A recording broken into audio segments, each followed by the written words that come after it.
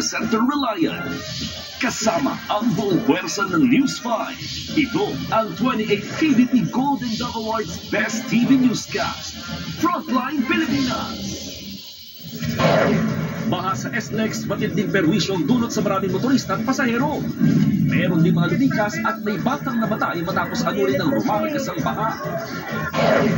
Flex pa more! Mga driver ng sports car na nagkarara sa Tagaytay, lagot sa LTO. Exclusive ng News 5 Visayas. Batang nagsiselfone sa barberia, hindi tinatawad ng snatcher.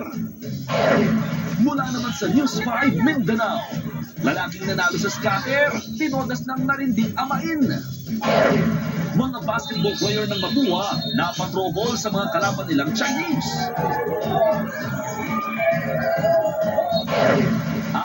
Ito na nga, Catherine Bernardo at Mayor ng Lucena spotted sa airport. Magbabakasyon daw together sa Australia.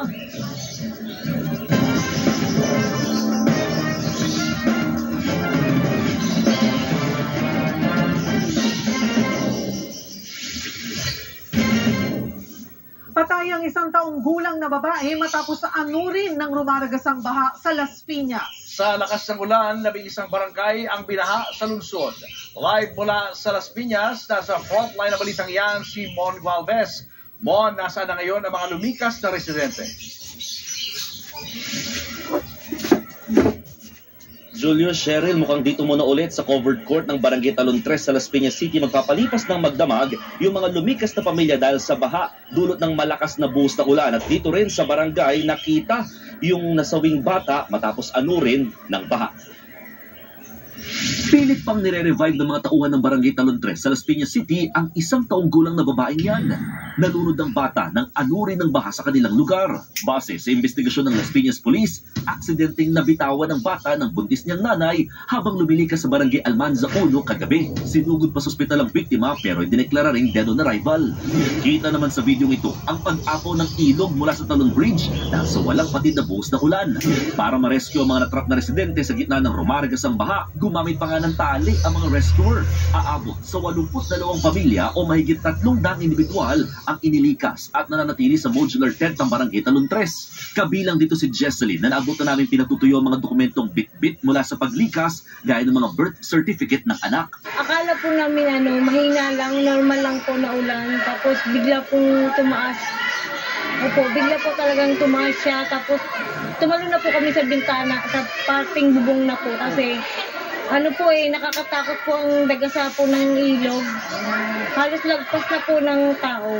Hindi na raw bago dito sa Barangay Talon 3 na mabaha, pero ito raw ang unang beses na umabot ng mahigit 6 na talampakan yung taas ng tubig o higit lampas tao na nga. Sa katunayan, naiwan pa nga yung mga ilang kalat na sumabit dito sa ilang wire sa lugar. Ayon sa Las Piñas City Disaster Risk Reduction and Management Office, isa lamang ang Barangay Talon 3 sa 11 barangay na binaha sa lungsod. Tingin nila, sobrang dami ng ulang bumuhos kagabi, kaya mabilis tumaas ang tubig. Yung tubig ng Cavite, dumadaan po dito sa Las Piñas yan bago lumabas ng Manila Bay. So yung tubig na bumabagsak kay Cavite at yung tubig na bumabagsak kay Las Piñas, nagsasama. Kaya kahit paano parang nagiging catch basin. Namigay naman ng lokal na pamahalaan ng mga relief packs at gamot sa mga apektadong residente. Cheryl, Julius, paminsan-minsan pa rin naaranasan ang pag-ulan dito sa malaking bahagi ng Las Piñas. Bagamat humupa na yung baha, hindi pa rin nakakabalik ang mga residente sa kanilang mga bahay, lalo't patuloy pa rin ang ginagawang paglilinis. Hanggang sa ngayon, patuloy na nananawagan ng mga apektadong residente ng mga dagdag na pagkain, inuming tubig at pinansyal na tulong, lalo sa mga nawalan ng gamit matapos anurin na nga ng baha. Cheryl, Julius. Maraming salamat, Mon Gualvez, live mula sa Las Piñas. Sa pool sa video ang panghahablot ng cellphone sa isang bata sa Cebu City. Naasa frontlining balita si John Naroa ng News 5 Visayas Exclusive.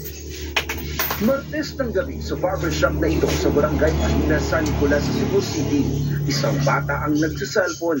Maya-maya, isang lalaki ang pumasok sa pagupitan.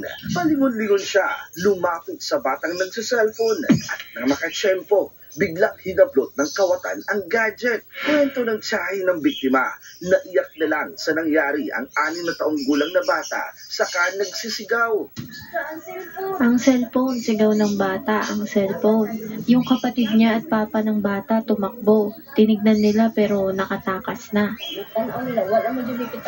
Sa tulong ng CCTV, nakuhanan ang mukha ng magnanakaw. Pinaghahanap na siya ng mga otoridad. Nagbabalita mula sa frontline, John Arua, News 5, Visayas! Goodbye, online sugal. Yan ang sinusulong ngayon ng ilang senador. Meron din silang panawagan sa mga artistang nag-e-endorso ng online gambling. Nasa frontline na balitang yan si Faith Del Mundo. Scatter o online sugal ang breakfast ni Rodel na noong 2022 pa ay lulong na. Nakakaasin ako mga 200 o 300. May time naman po na panalo, may time din po na talo talaga. Pero gusto dalas talaga talo. Nagsusugal kahit walang trabaho. Pati ang kanyang cellphone, ibinenta niya para lang may pantaya. Hindi nag-iisa si Rodel. Naubos din sa scatter ang lahat ng ipon ni Dondon sa pag-OFW niya.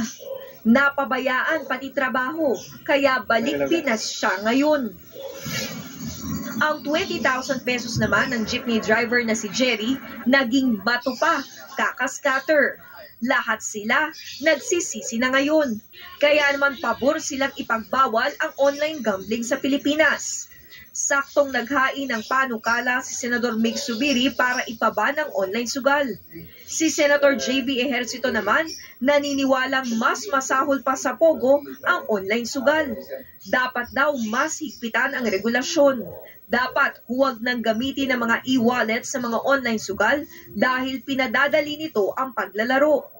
Sang-ayon din si Senator Sherwin Gatchalian na ipagbawal ang e-wallet sa scatter.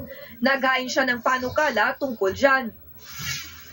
Kontra e-sugal act naman ang inihain ni Senadora Risa Ontiveros at ng Akbayan Party List. Nakasaad na iban sa online sugal ang mga 21 years old pababa. Dapat din daw magkaroon ng daily, weekly at monthly limit sa pagtaya kapag natatalo. Isa pa sa tinitingnang paglala ng online gambling sa bansa ay dahil sa pag-endorse ng mga artista at influencer. Panawagan ni Senator JB Ejercito, kung pwedeng iwasan, mas maganda. Baka hindi rin naman niya alam, syempre, na magiging ganito yung consequences, no? It may destroy lives of ordinary Filipinos. Nagbabalita mula sa frontline, Faith Del Mundo, News 5.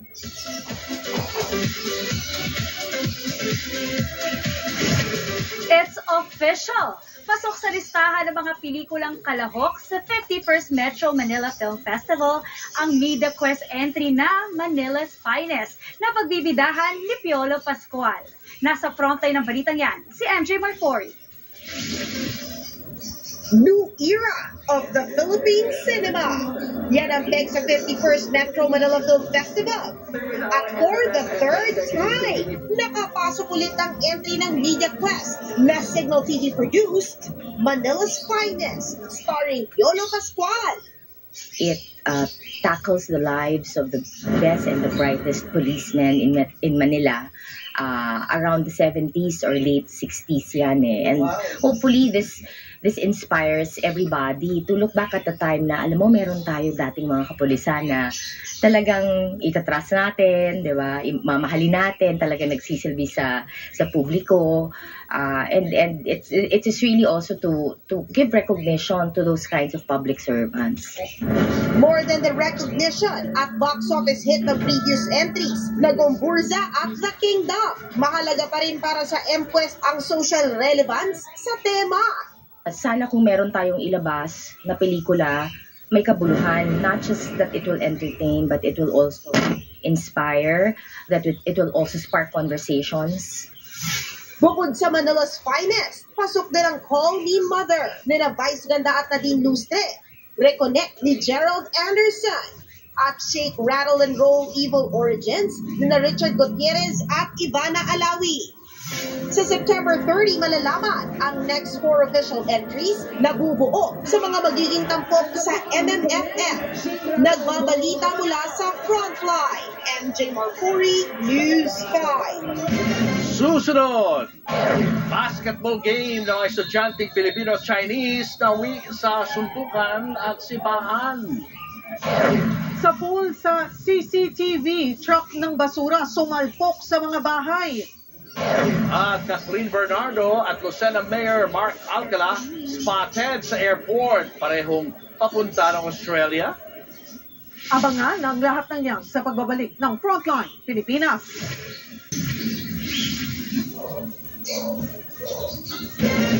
Nawi sa suntukan at sipaan ang basketball game ng Pilipino at Chinese na estudyante sa Maynila. Ang bugbugan nila napanood pa sa live stream. Nasa frontline ng balitang yan si Ian Suyu. Sa pula ang mga player ng Mapua University versus sa puti ang mga player ng Chinese team na Ningbo University. Labanan yan sa Asian University Championship sa Maynila. Pero ang basketball tila naging wrestling at boxing nang dahil sa rebound play na nauwi sa paninipa hanggang sa nagsuntukan na. Ang isa pang Chinese player pahigang sumisipa. Nang magkagulo, agad pinutol ang live stream. Sabi ng isang nakapanood ng laro, umpisa pa lang ay nagkakapisikalan na ang magkalabang koponan. Second quarter pa lang po, mainit na po talaga yung game. May pisikalan na po nang nangyayari. So, nung nag-fourth quarter na po, ay nagkaroon ng foul, ng contact foul. Baksak yung isang player ng China. So, biglang may sumipa po din. Isang minutong nagkasapakan at sipaan, saka naawat ang mga manlalaro. Ang mga Chinese player nag-walk out. Hindi na po natuloy yung laban. May duguan po kasi sa China. Saan yung tama niya? Sa mukha po dito. Putok po. Dahil dyan, ibinigay ang panalo sa Mapua sa final score na 64-57. Sinisikap pa ng News 5 na makuha ang pahayag ng Mapua Cardinals coach at organizers ng torneo, pero hindi sila sumasagot sa aming text at tawag. Nagbabalita mula sa Frontline, Ian Suyu, News 5. Dead on the spot ang driver ng truck ng basura na sumalpok sa dalawang bahay sa Binangonan, Rizal. Sa video, kitang nagdire-diretso ang truck hanggang sa bumangga sa mga bahay sa tabing kalsada. Sa lakas ng impact, wasak ang harapang bahagi ng truck. Nadamay din sa disgrasya ang isang nakaparadang tricycle. Base sa investigasyon, nawalan umano ng preno ang truck. Wala namang nasugatan sa mga residente.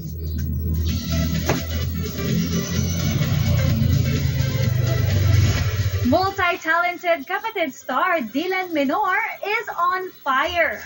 Bukod sa kanyang signal vertical drama na My Father's Last Wish, busy rin siya sa music video shoot ng kanyang debut single entitled Maghapon.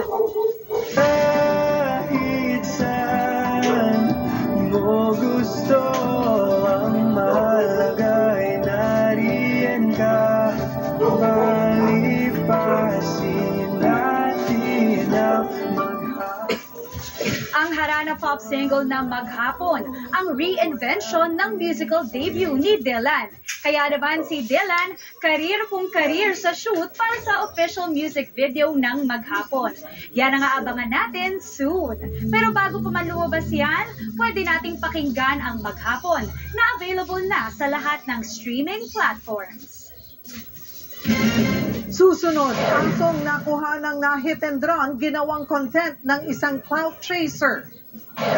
Babala, sensitibong balita, pang-hold up at pagpatay sa isang TNVS driver, narinig pa sa dashcam.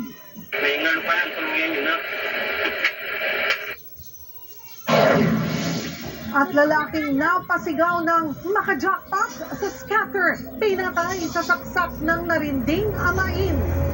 Yan at iba pa sa pagbabalik ng Frontline Pilipinas.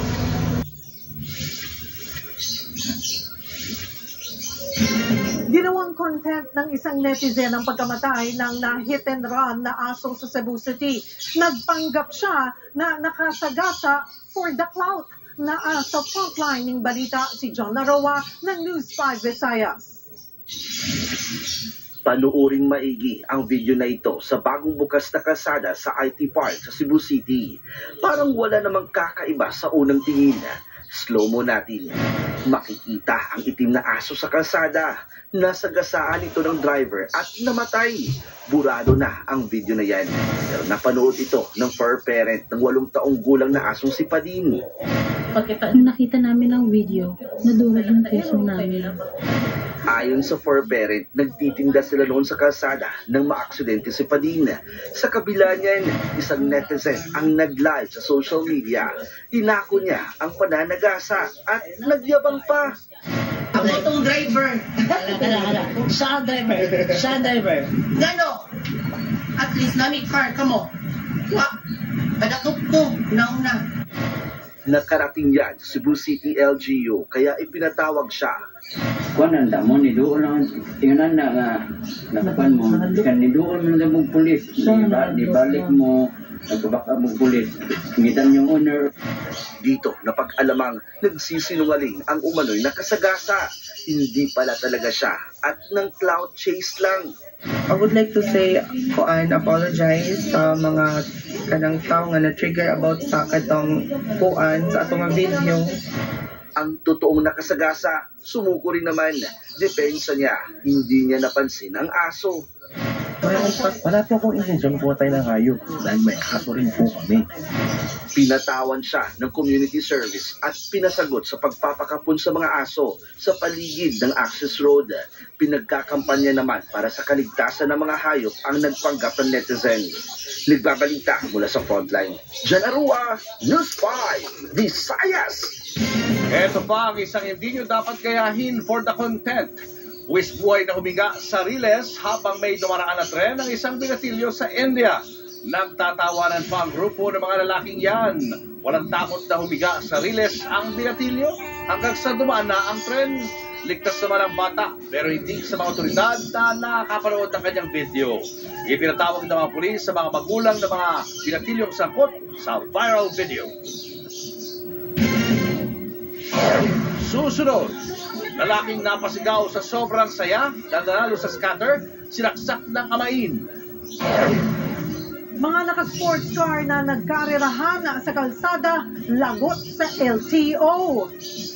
At ang balang Ashley Nolbiga at Andres Bulak dumaan sa matinding workshop para sa una nilang pelikula. Tutok lang mga kapatid, magbabalik pa ang Frontline Pilipinas.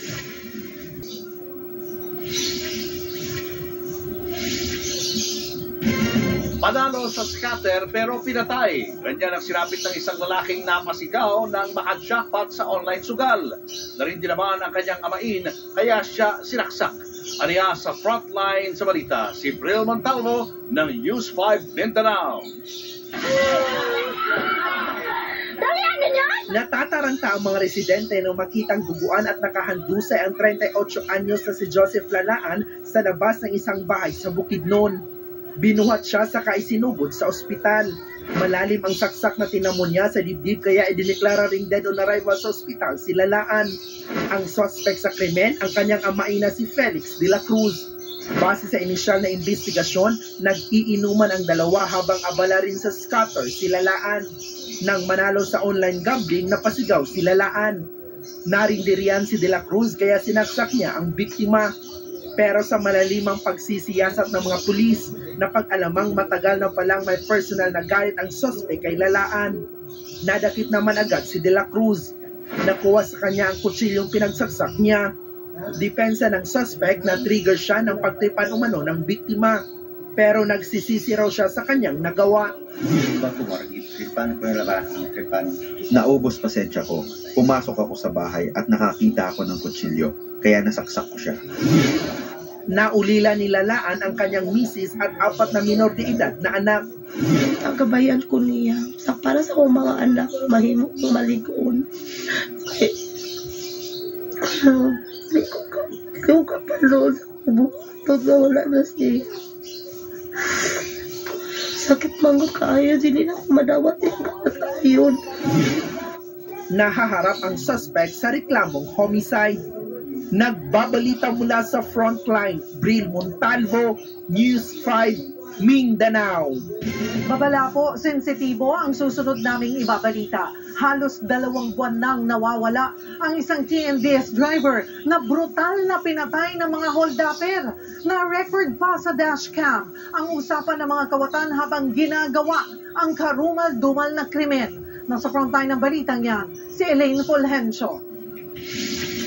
Kuha ang dashcam video na ito na mula sa sasakyan ng TNVS driver na si Raymond Cabrera noong May 18. Ayon sa National Bureau of Investigation, base na rin sa audio recording, sa puntong yan ay hindi na si Cabrera ang nagmamaneho kundi ang hold-up sa kanya.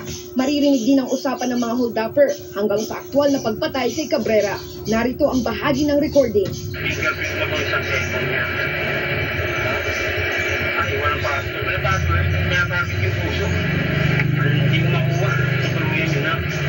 Bago yan, nakita rin sa mga CCTV footage na nakalap ng NBI kung paanong naghintay ang mga sospek sa labas ng isang establishmento sa Parañaque. Maya-maya, dumating ang sasakyan ni Cabrera at sumakay ang 3 sospek na pag-alaman ng otoridad na hindi pala sila ang mismong nag-book sa driver papuntang Molino, Cavite. Tingnan po natin ibang angulo, baka may possibility na suspect din po yung nag-book na tao at saka yung ibang mga kasama dun sa kung saan iniwan niya sasakyan kasi may getaway vehicle.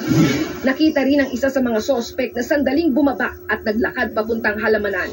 Tila may kinuha at itinago sa bulsa ng kanyang jacket. Nakakuha rin ng CCTV ang NBI sa isang establishmento sa Valenzuela City nang matapos na umanong gawin ng mga sospek ang pagpatay kay Cabrera. Ipinarada nilang sasakyan tsaka bumaba. Posibleng natakot daw ang mga sospek kaya inabandona ang sasakyan. Initial is carnapping nga. Pero ang naging problema kasi is nagkaroon ng sakitan sa loob, nagkaroon ng komosyon, nagkagulo, at eventually punong-puno ng dugo yung sasakyan. Na-recover ng NBI ang sasakyan ni Cabrera pero hindi pa rin siya nahanap hanggang ngayon. Patuloy ang investigasyon ng otoridad. Nagbabalita mula sa Frontline, Elaine Fulgencio, News 5. Nagpasiklab ang mga driver ng 6 na sports car sa Tagaytay City. Nagkarera sila sa isang public road at pinost pa online. Kahit burado na ang video, umabot pa rin yan sa LTO. Nasa frontline na balitang yan, si Ian Suy. Ano na? Tara. Let's go!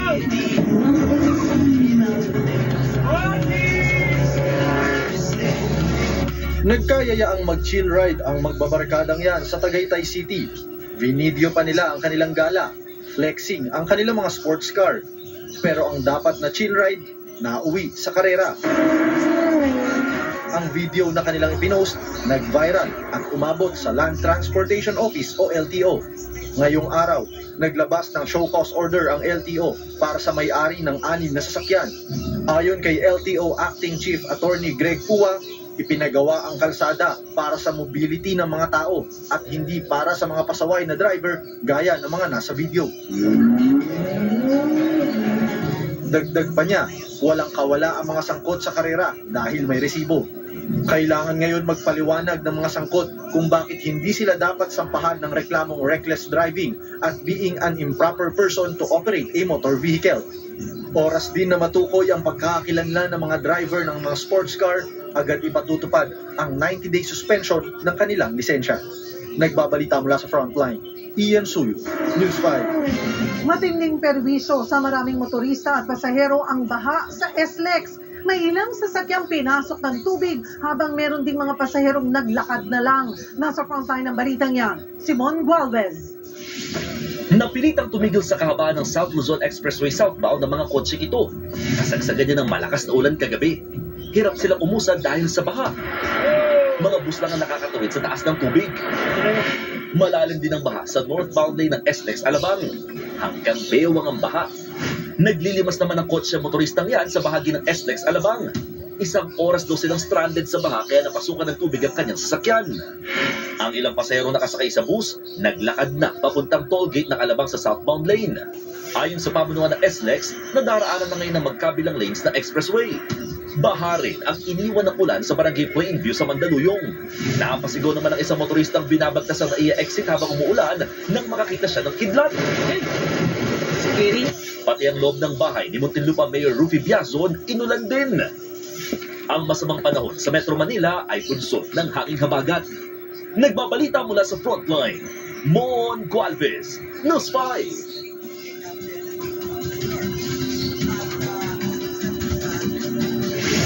Weather update tayo mga kapatid. Wala po tayong bagyo or low pressure area sa loob ng ating Philippine Area of Responsibility.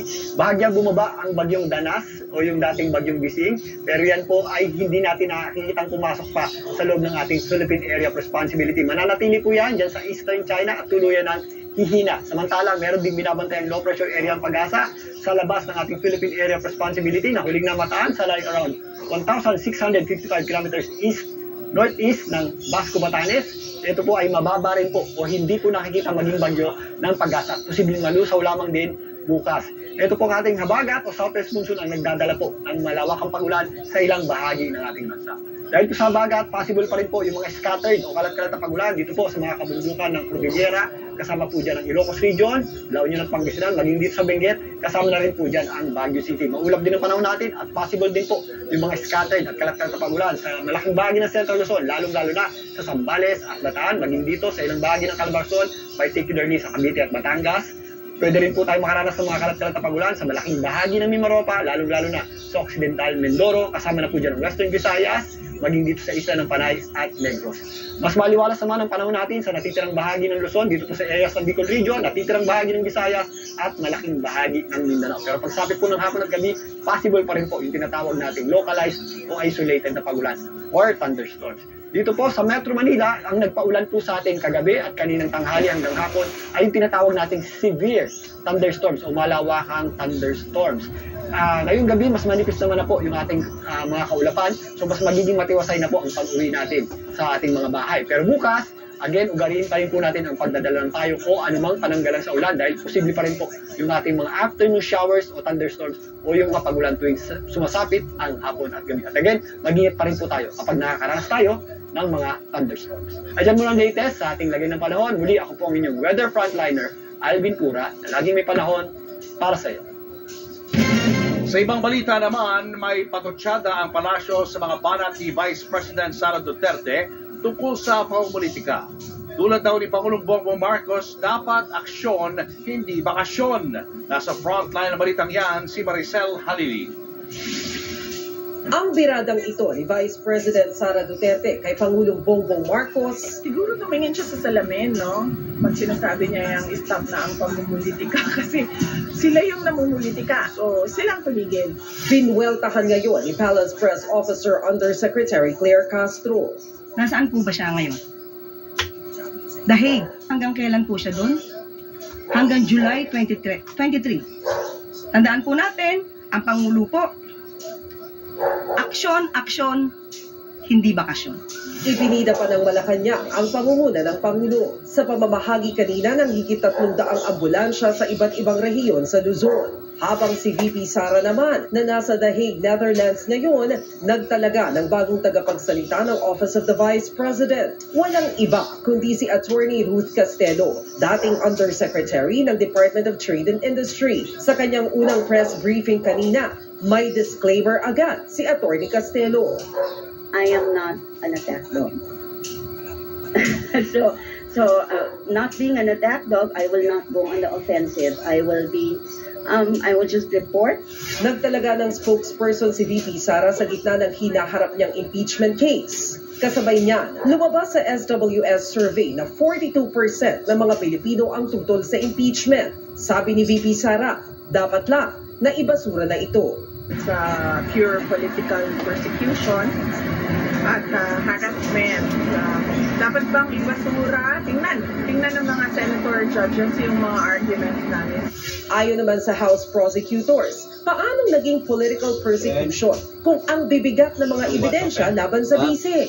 Senado ang tumatayong impeachment court. Ngayon, meron siyang Duterte Block o ang tinatawag na Duterte 7. Suportado raw nila sa Senate President Chis Escudero. Ayon kay Senador Bato de la Rosa, kasama sa Duterte 7, sina Senador Bongo, Robin Padilla, Rodante Marcoleta, Amy Marcos at magkapatid na Mark at Camille Villar. Konektado ba sa impeachment ang pagsuporta nila kay Escudero? His stand towards impeachment is not a factor to our decision in choosing him as our Senate President. Ang pinaka-big factor dyan na nakikita ko lang talaga is yung pagka-open niya. Nakikinig siya. Lahat ng sides pinapakinggan niya. So yun ang nagustuhan namin ng liderato. Nagbabalita mula sa Frontline, Maricel Halili, News 5.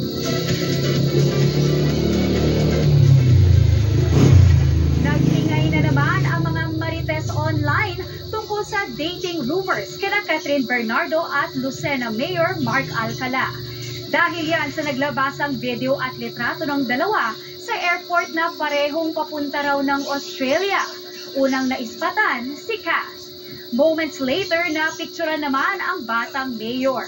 Bagamat hindi literal na magkasama, naging mitsa ang mga kuhang yan para pag-usapan ulit ang totoong estado ng dalawa. Last year nang magsimulang umugong ang balitang nanliligaw si Mayor Mark kay Catherine. Pero hanggang ngayon ay wala pang confirmation or denial mula sa dalawa. From the small screen to the big screen real quick. Ganyan katindi ang tambalang Ashdress ni na Ashtin Olviga at Andres Mula. Come September, bibida ang Ashdress sa kanilang unang pelikula. Nasa frontline ng balitang yan, si MJ Marfori. Mark your calendars dahil sooner than expected, mapapanood na sa big screen sa unang pagkakataon ang breakout love team na Ashtin Olviga at Andres Mula. Level up kung level up ang Ashdress sa pagbibidahan nilang minamahal. 100 bulaklak para kay Luna. I wanted to be able to show din what I'm capable din of as an actor. Focus lang ako sa parang kung ano talaga yung nararamdaman ng character. Mas hindi ko pinaplano kung ano yung gagawin. Kung sa isang event ni Ash, natanong siya kung anong klaseng bulaklak si Andres. At ang sabi niya ay red rose dahil it represents respect and love. Ano naman kaya ang sagot dyan ni Andres? Kung bulaklak si Ashley, ano siya? White rose siya. Yan, yun nga, yung passion, at yung purity. Gumaganon! Ang minamahal ay tungkol sa love story din na Luna at Raffy. Pagmamahalang Gen Z at Gen Alpha ang atake. Ang vision ko is mapakita sa mga tao na they're more than their hype.